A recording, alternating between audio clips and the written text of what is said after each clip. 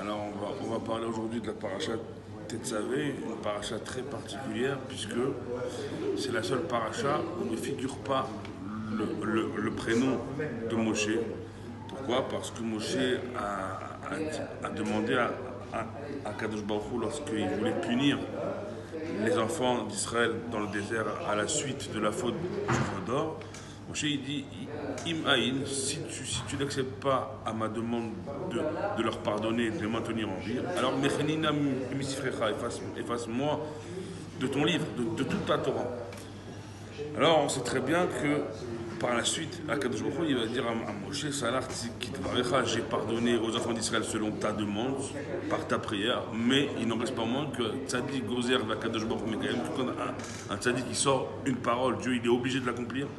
Il est obligé, entre guillemets, mais Dieu accomplit en tout cas chaque mot que le Tzadik prononce.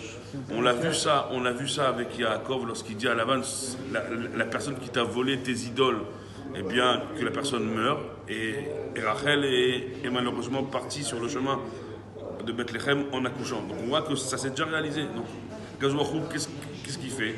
Il veut bien sûr pas enlever le nom de son plus fidèle serviteur de toute sa Torah.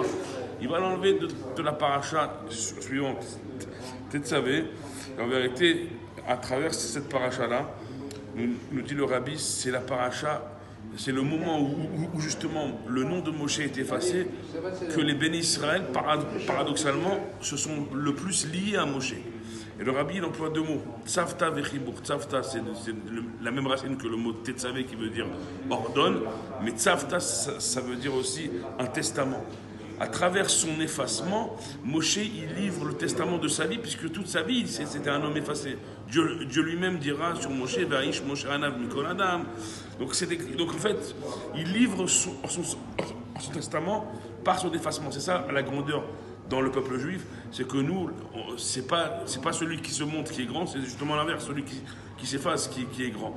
Vechibour, et c'est parce que les enfants d'Israël ont vu jusqu'où Moshe a été capable d'aller jusqu'à effacer sa propre identité pour les sauver, que Vechibour, ils se sont jamais autant liés à Moshe qu'à ce moment-là. Et nous, et pour finir, on sait très bien, et le Rabbi, il ramène Rabbi Shimon Bar Yochai dans le Zohar qui dit que en citant Mordechai justement on est pour Katan que Mordechai c'était le Moshe de sa génération, il passe tout à des Moshe chez Becholdra, à chaque génération il y a un Moshe et on sait très bien que en se liant au Moshe de la génération on se lie à tous les Moshe, on se lie jusqu'à Moshe Rabbeinu. Et on souhaite, nous, selon les mots que Moshe lui-même a prononcés en conjugaison future, Az Yashir Moshe ou Israël, viendra un temps, la fin des temps, où au futur chantera Moshe ou Israël.